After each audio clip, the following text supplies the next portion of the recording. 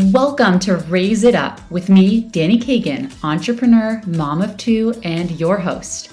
This is a place for real, unfiltered conversations about growth with ambitious women, mothers, and entrepreneurs who are building businesses while raising families.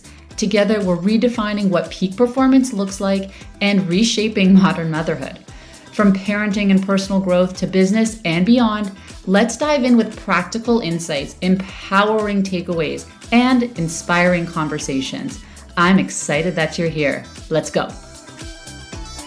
Welcome to today's episode. I have a really special guest here. Janany and I have been chatting for many months, and I thought, gosh, we got to tell your story on my podcast and share the work that you do.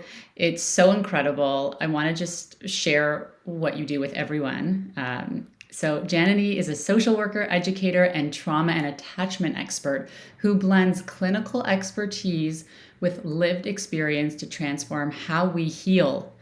She's the founder of a Center for Social Work Education and teaches at U of T, my old stomping grounds, where she trains clinicians and leaders to create trauma-informed attachment-based change. She works with high achievers, so she's perfect for this podcast, and entrepreneurs, guiding them to break free from survival patterns and step into ease, purpose, and prosperity. Her work weaves neuroscience, mindset, and personal development to help people move from survival into clarity. I feel like everyone needs this episode today. Thank you so much for being here. My absolute pleasure. It is an honor to be here with you and always in conversation with you. I always take away so much. I'm really excited for today because we get to dive in a little bit deeper. I feel like the last conversation we had was short because I cut it off because I was like, I think we need to just stop here because I want to tell this on my podcast. I wanted to share this with more people. So I'm excited to dive deeper in today. And I want to share your story with everyone today and get into how you got into this line of work. So the floor is yours to share your amazing story. Thank you. So even though, I can always expect that this conversation is going to happen in a podcast, it always leaves me speechless initially because it's like, where do you even start? And if I think back to how I ended up in social work, how I first became a therapist, it was always this desire of wanting to understand why people are the way that they are, right? I was always someone who was more observant than vocal. And what I didn't realize at that time, that this quest to understand why people are the way that they are was really this quest to understand myself. Why was I so different than my family? Why were there things that, I couldn't understand? Or why didn't I fit in to certain groups at school? Why did I always feel like this outsider? And it drove me into the career path that I had and being able to really work with people, understand people. And then things started shifting. It was like, okay, I very quickly became the trauma expert and the trauma therapist. I really spent time specializing in that. And again, when you're in this 9 to 5 corporate job too, and things are so go, go, go, you don't really stop to think about, that's odd. Why am I going down this path? Why am I doing this? Why do I want to learn so much? And what I wasn't prepared for was the uncovering of my own trauma. I had worked with people for many, many years through some of the most horrific things that they've experienced, and I had absolutely no idea that deep down, under all these layers that I had, was trauma, and specifically childhood sexual abuse. And that was such a shock to my system. And what that led to was this massive rediscovery of who I am, like truly who am I, and having to shed these layers, including things like perfectionism. Why did I need everything to be in a particular order? Why did I want control? And then I got on this new kind of pathway around specializing in educating and training in the trauma field. And a big part of that was this recognition that we actually don't always have the answers, and many clinicians actually aren't specialized in this area. And what that leaves people with is this unfortunate opportunity to do more harm than good if we're not properly trained in it. Yeah. It's such a sensitive topic. It's like, and I'm sure it's always hard for you to reopen this, trauma and talk about it. So, first of all, thank you for being so vulnerable. And, you know, I guess my question is how is working through these early experiences really shaped who you are today? And how did you go through that? Yeah. So if you ask the people closest to me, what I was like 2 years ago versus who I am now, it's completely different. I was someone who was more reserved. I was someone who, did a lot of things in the background. And now to actually be here, like having this conversation and saying out loud what the trauma actually is, you could have never told me even a year ago that this is where I would be now. And what that work actually entailed was accepting that this had actually happened to me. Because what the brain does for people who have experienced trauma, especially very early on, is just like we use our minds to focus on manifestation and where we want to go and what that looks like in creating this new reality. The brain also does that to protect ourselves. So it will form these understandings or perhaps even deny certain truths as a form of protection. And what that required of me was to accept that what I perceived my childhood to be, what I perceived certain relationships to be, were actually not the truth. But I had to tell myself that at a young age. And again, these are not conscious decisions. These are kind of impulsive biological responses to protect ourselves as young children, that I couldn't have known this any earlier, because when there is trauma to this degree for a young child, it's life or death. And accepting that this was the truth would actually mean death on a survival level. If you're willing to share a little bit more about what happened to you, and also when did you learn that, like, oh, this was trauma? Like, how old were you when you were like, this was trauma?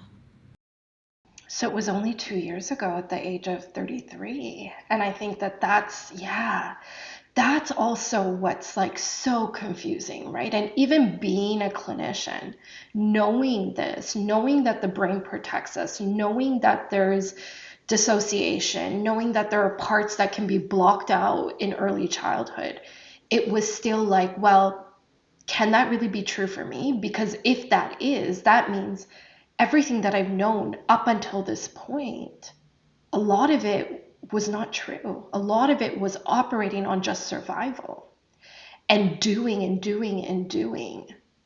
I'm not sure if I answered your question. You did. You answered it, and I wanted to learn more. Like, how old were you when you were sexually abused? Yeah, so I think what is important here too is to know that anyone who's working through something like this, you're not going to have all the answers immediately. And it took a long time for things to be revealed. So, what I did discover is that, from age 3 to 12, it was kind of ongoing. It was not all the time. It would ebb and flow. And I had to also be okay with not having all of the answers. So for someone who is high achieving, for someone who, loves to also absorb material, learn, grow, use literature, like research is a big part for me. It was like, okay, tell me all the answers. Let me figure all of this out. Let me fast track through all the types of therapy so that I can get to the answers quicker. I can come to an understanding quicker, and then I can move past it. But what I learned in that process is the brain doesn't work like that. And the universe, or whatever you want to call it, God, you're also given what you can handle at certain points, right? If all of that was revealed right from having the knowledge and the understanding that something did happen, I can only imagine what all that information would have done to me. It was hard as is to learn and uncover things over time. And then to want all that information up front, it was like, even though I wanted that, that wasn't what would be most helpful for me. Hmm. I want to talk about healing in a second because I feel like this is probably hitting home for so many people in so many different ways. Just dealing with any kind of trauma and figuring out how to heal. But I want to ask you, like, you're so put together, you're so brilliant, you're so smart, you're a mom, like you obviously have become this incredible woman. Like, was there someone who kind of helped you along this journey or guide you or something that kept you going during this really hard time in your life? Yeah, so when you say person, I think of my husband immediately. You know, we've been together for, oh my goodness, I can't even, I don't even know how many years, but we met in 2007 and we've been married for 12 years now. I think we've been together for like 18 years, which is crazy. And, for him to be able to see me like all of me outside of this put together person, and it's like that deepest form of like, I see you, all of you, and I know you can still move forward. And I still love you the same as when I met you or when you became the mother of my children or, when we experienced this. So to have someone see all those parts of me, parts that like I didn't even want to see in myself, and to still be here being my biggest cheerleader. I mean, I couldn't have gotten through this without him. And in the culture that we're in as well, being South Asian, being Sri Lankan,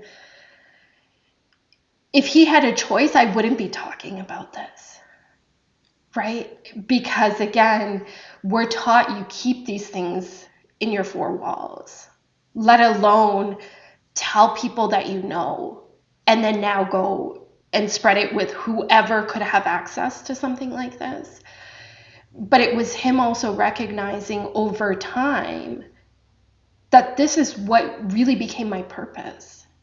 I had to be able to see myself outside of this experience to lend voice to anybody else who could be experiencing what I'm experiencing or have experienced. And even though we're seeing this version of me today, this was not what the reality of the last 2 years always looked like. There were days I couldn't get out of bed. There were days where, having three young children, I know on so many levels the impact of not being here would have on my kids and my husband, yet those thoughts still come, right? And I say that to really debunk the myths around what healing actually looks like. It's not this linear progression. It's going to be, an upward day where things are going great and you see the light. And then there's going to be a dip where you feel completely worthless. There's shame, there's guilt. There's a lot of days where you don't even feel worthy of being here. Or my children are seeing me in bed. That was a big thing. My children are seeing me in bed. They would come visit me. That's what it felt like. They would come visit me on the side of my bed. So to think what I know that's doing to my kids, it was like the deepest form of worthlessness as a clinician, a social worker, a previous therapist, a mother. And while my husband offered incredible support, there was something else that came out of these 2 years.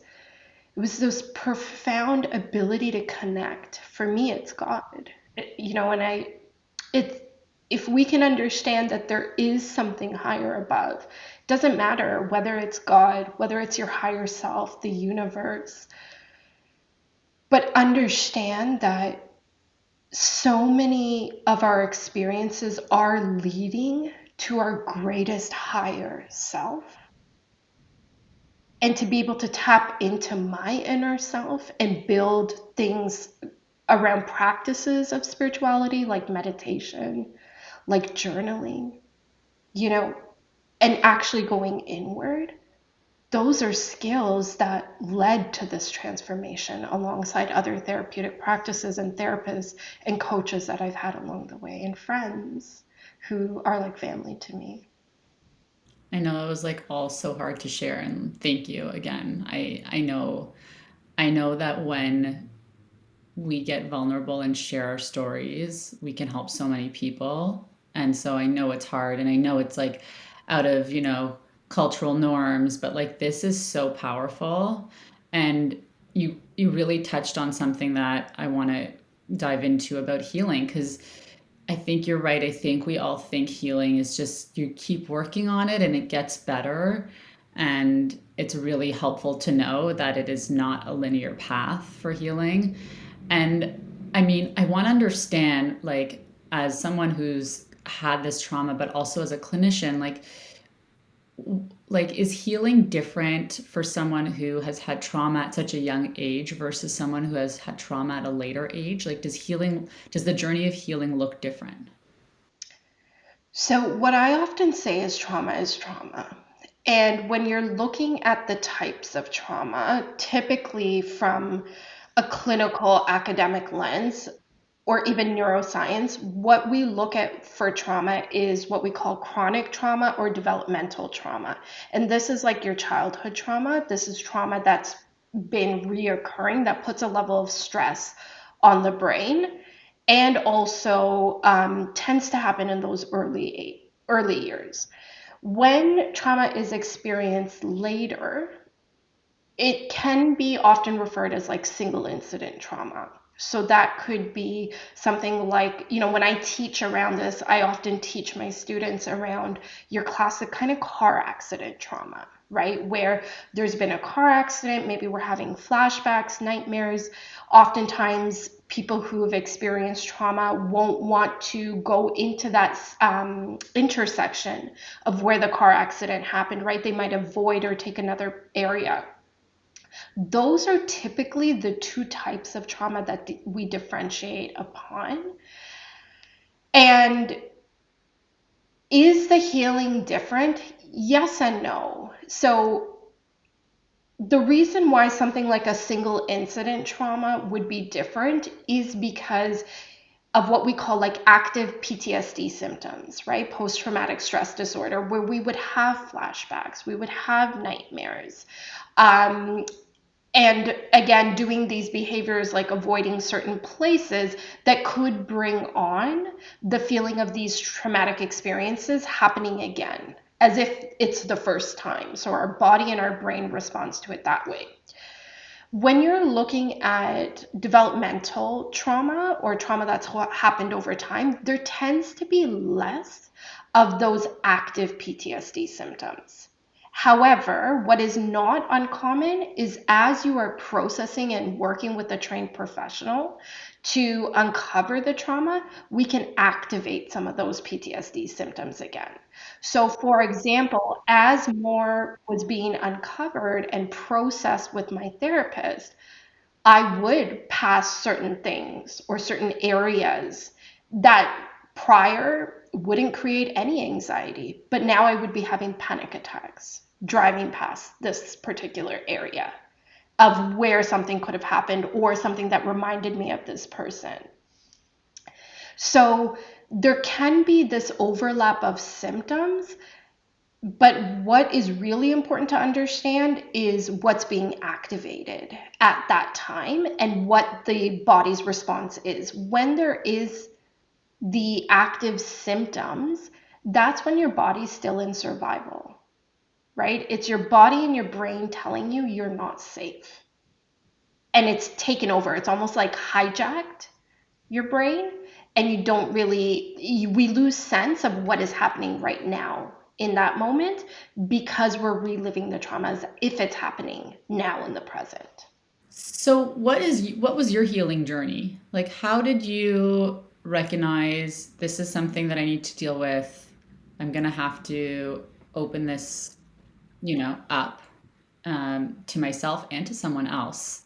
Yeah. And like walk us through how you started your healing journey.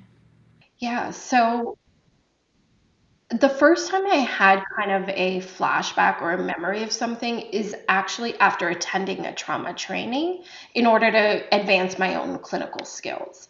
And Oh, this is, wow. That's yeah, really interesting. Yeah. and this is why in the field I'm so particular about how I teach because what is kind of the uncommon or what's the word I'm looking for? The unpopular opinion about therapists or, psychiatrists or psychologists is that we likely have experienced something that has led us into this profession, right? We're not going into this profession for the money. Like, no clinician will tell you that. And it's often this drive. So, with that understanding, even though this is an unpopular opinion, that's why I'm so particular around self discovery and self awareness for therapists or even coaches now, right? In the coaching space, we are also activating things and discovering what's kind of underlying. And what we need to recognize is that our stuff can come out. So it's dormant, right, as a form of protection until something kind of pokes at that wound that brings it back up to surface. So um, it was probably 5 years before I actually dealt with the trauma that I first had my flashback. And at that time, what I did was consciously tuck it away. There were so many other things that were going on at the time in my family that I was like, nope, I can't go there because all of this other stuff requires my attention right now. And I can remember exactly where I was, what happened, and making that conscious choice. And it worked, right? That's the beautiful thing about a lot of why we are the way we are. It works until it doesn't work anymore. And then 2 years ago, in a conversation with a friend, she was telling me something about what had happened to her. And I could not. And believe me, Danny, I tried. I was like, okay, I know what I did last time. We're going to neatly tuck this away. But I couldn't. It was what I described, the panic that would start showing up.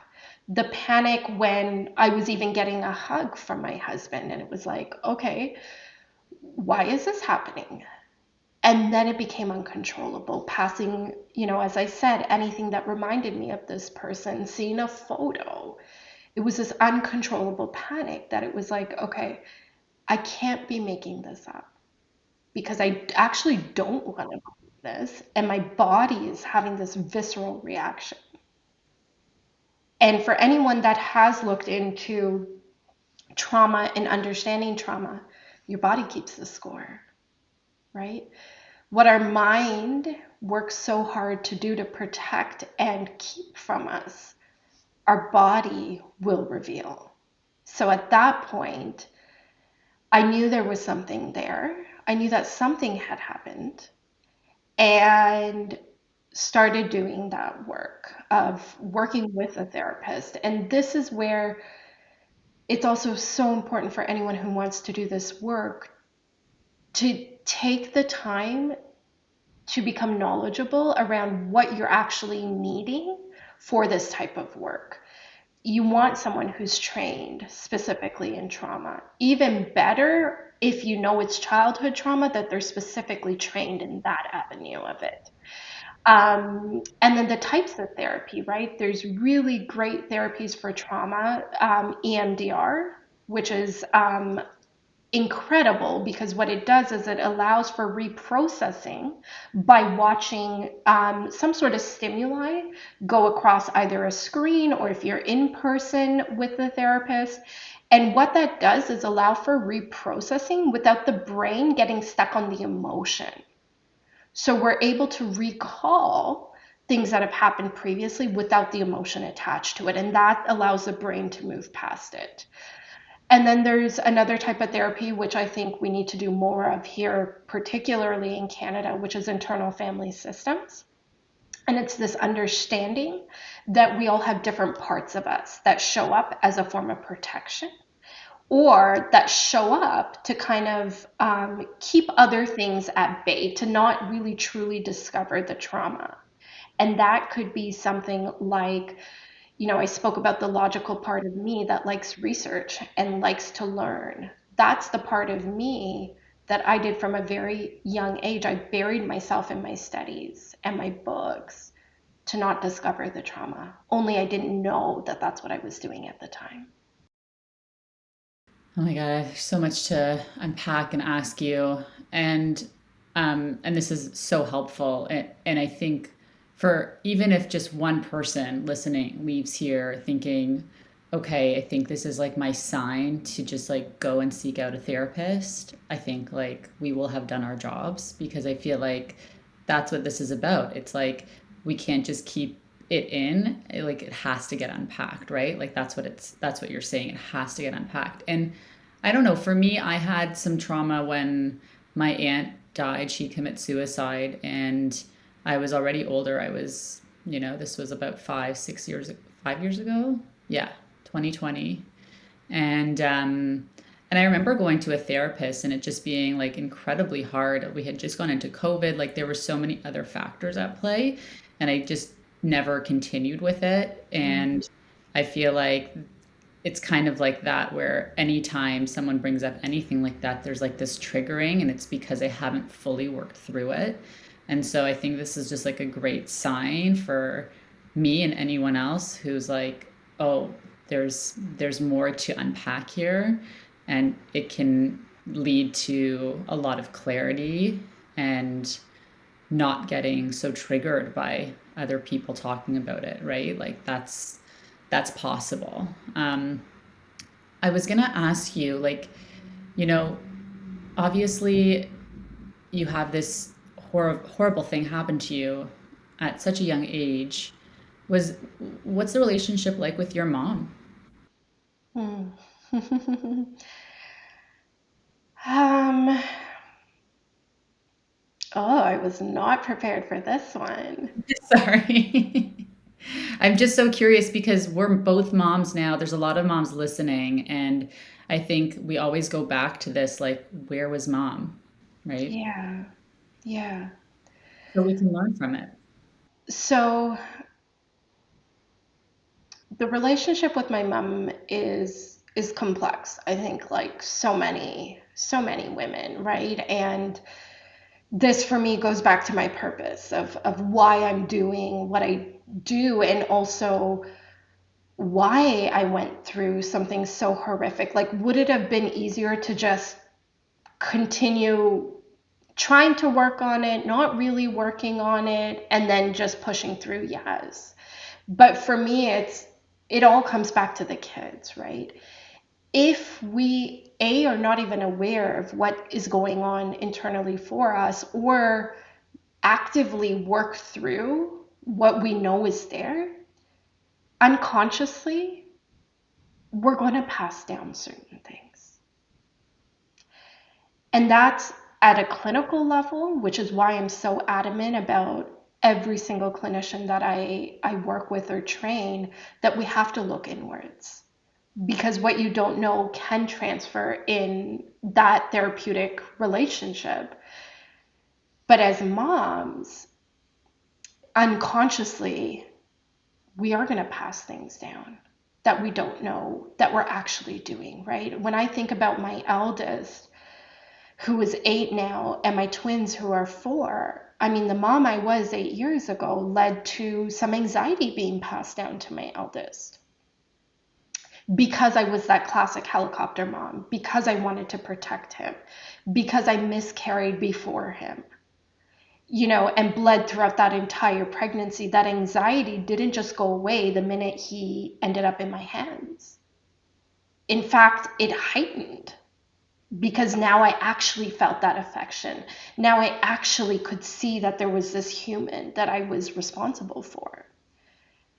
So this is what I mean, where if we're not actively working through what we are intentionally feeling inside, we're going to pass it down in some way or another. And when I think about the relationship with my mom, my parents came from a war-torn country. They had to flee with a young child, my older sister, and had to make life here, and that was incredibly difficult. You have the trauma of what happened in our home country, and then you're coming to a new country and trying to adapt and make ends meet. So my mom did the best she could, but she often worked in the night. And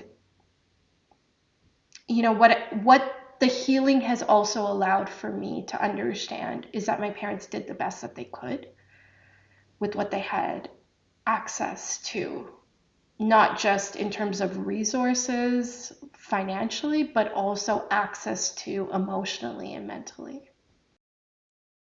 Yeah, I also have a complex relationship with my mom, and I've talked on it with another guest on my podcast actually, and said the same thing. Like they just did the best that they could with what they had. I don't think that generation, especially as immigrants, had any idea of the resource. The resources really didn't exist, and if they did, they Exactly. were slim pickings, especially for mental health and dealing with trauma, and, dealing with your own pain. So I agree. I think that they did the best that they could, which is like it's sometimes hard to say that because you want to just attack everything that the previous generation did because you're like, I want to do this so much better.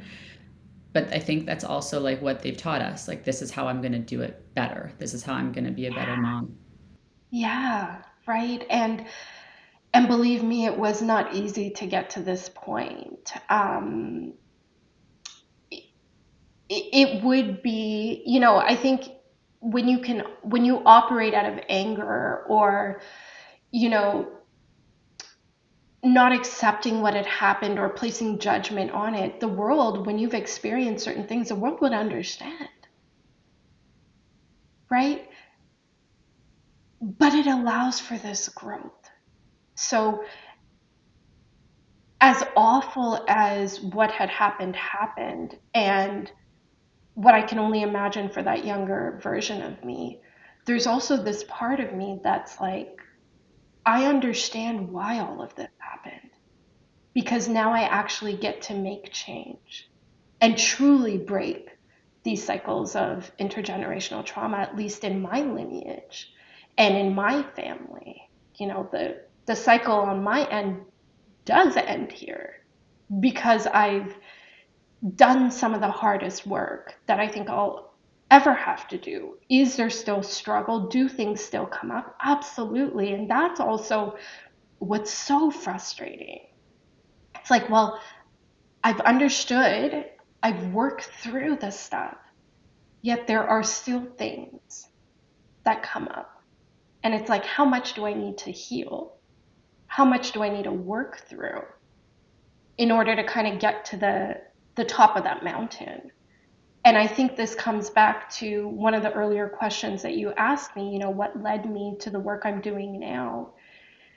It's led to this blend of therapy with mindset and quantum work and manifestation work, because what I experienced as a client was an enormous amount of suffering, because there's only so much that revealing and staying in the past can do. It's like we're not taught as therapists or clinicians what to do beyond that point. We're taught how to manage the symptoms, we're taught to go back, but there was never this focus on this new identity that's being formed as a response to releasing things that no longer serve us. Mm. That's where the blend, I got to create this magnificent program where it really was inspired to have people suffer less than what I suffered going through this. So it lends back to what you said. It also motivates us to shift and change for society as a whole. I really do believe that you have broken the cycle. Like Hmm. you are a shining witness and success story of what like breaking a cycle looks like. And I love this idea of not just like working through the past, but like this idea of like reimagining yourself as a new person who like yes has this trauma, but also like doesn't rely on it heavily and doesn't like, you know, you're it's not your whole identity. I've never really heard that before. It's like I think of therapy as like you just consistently like going deep and like digging out all the trauma. But like I've never really heard anyone talk about re-envisioning yourself as this like new person. Yeah, and I think that's what was missing, right? Like when I took this time to work on all the healing, it helped unto a certain point, but I was still looking for something else to move me out of the energy, I guess, that I was feeling, where it was like, okay, I understand, I've worked through it, I've experienced all these emotions. I didn't die, right? Like a lot of times, just people feeling the emotion and like, like the awful, like sobbing and crying. And it's like, okay, you're still here, you survived. But now what? Like now what am I doing with this? And that's when I landed on coaching and Hina's work, where I was like, aha, this is what I was searching for. And had that have maybe come sooner or at better integrated into healing, there would be less suffering because I would see very clearly that tunnel I was going towards, right? That light that we're all looking for at the end of the tunnel, you would actually see that this is why you're doing it, to move to this. And a large part of that is recognizing how our trauma keeps us stuck in old patterns of survival just because that is what's familiar. What led you to start your own business and specifically work with founders and entrepreneurs? And it's very niche, and it's also a very unique group of people. And I'm so interested to know like because there's so many amazing therapists out there, and that's like their life's work, and you're like, I'm gonna do that, but I'm also gonna do this.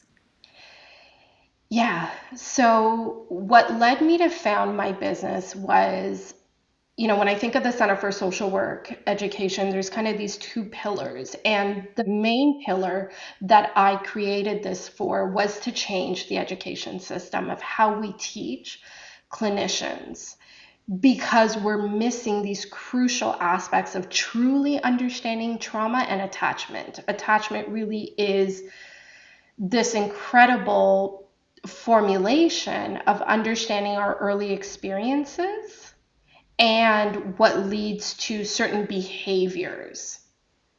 And that was missing.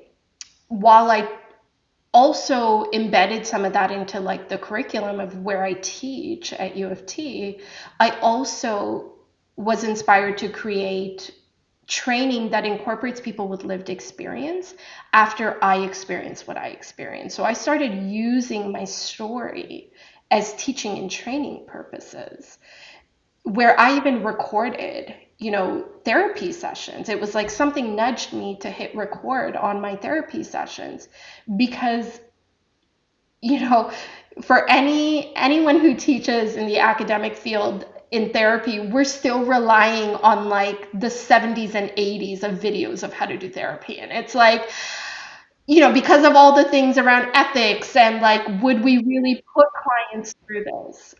So I'm like, okay, it's me. I'm going to hit record. So there was always this like work through it for teaching to do better in the system of how we actually work with this. And that's what kind of inspired the Center for Social Work Education initially. And what built from that was recognizing the shift in identity. I'm now gone from a social worker and a therapist to now an entrepreneur. And Danny, that was such a mind, like, I can't You can swear say, here. you can say mind fuck. That's totally fine. It was like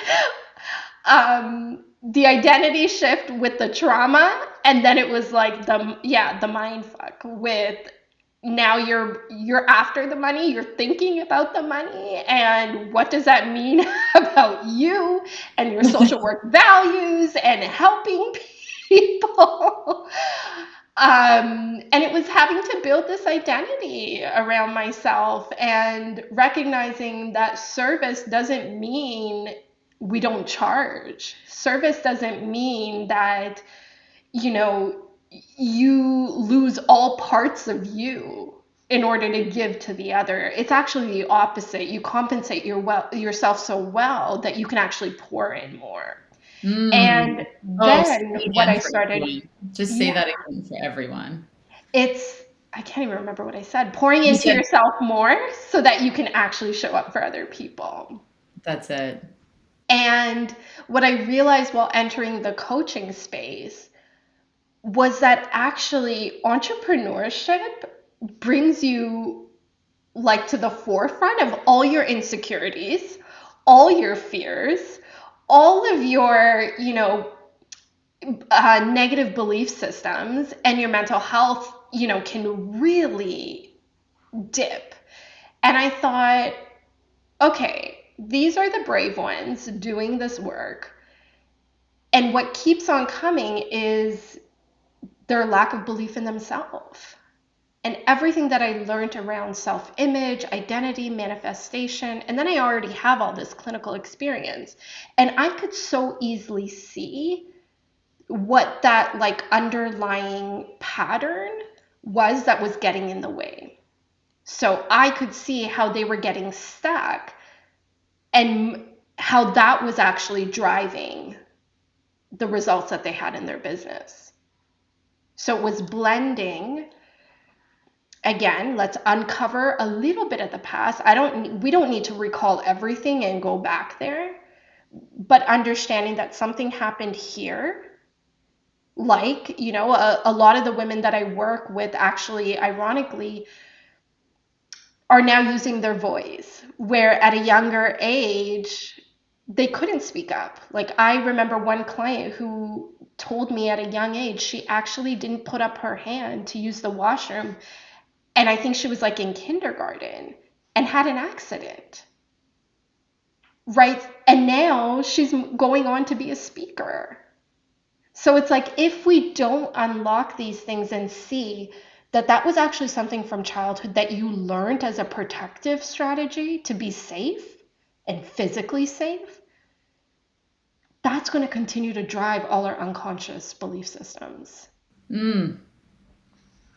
So powerful.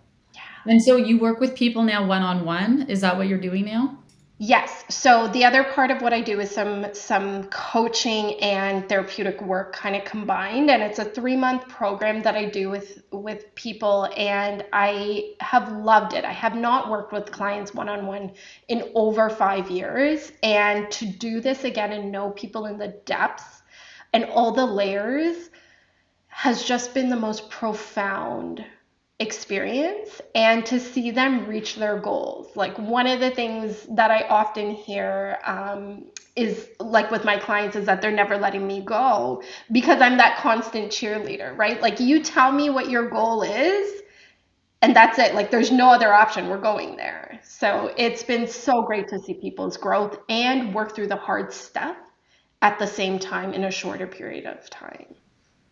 I love the like combo of like the therapy and like the real like you have studied and there's research and there's like all of this like science-based rooted information and advice that you provide in like the therapy world and like the coaching where it's like they're very different things. And I think it's probably really important to like understand what your needs are, right? To like decide if you want or need therapy versus a coach. But I like that you've blended it, because I feel like a lot of people, like I would get a lot out of that, right? Because there's sometimes like a coach doesn't have the clinical experience that you have, right? To like deal with certain issues. So I feel like that's such a great place to like live in. I think that's so helpful for so many people. Um, what's one thing that you would want to leave everyone with in terms of trauma and healing, and just, a piece of advice for everyone? Would say to get curious. So in a world where everything is so go, go, go, and there's also access to knowledge like at our fingertips, right? And instantly, to just get curious and go inside. Because when we can shut off a lot of this external noise that can also just come from a screen, right? Think of how much we were just, as we started this conversation, all the tabs that are open in our minds. And if we can actually begin closing those by going internally to hear our own self or our higher self, or, what I do believe that we have access to infinite intelligence, but we have to get quiet enough to go there. So get curious and go inside, because that's where all the answers are.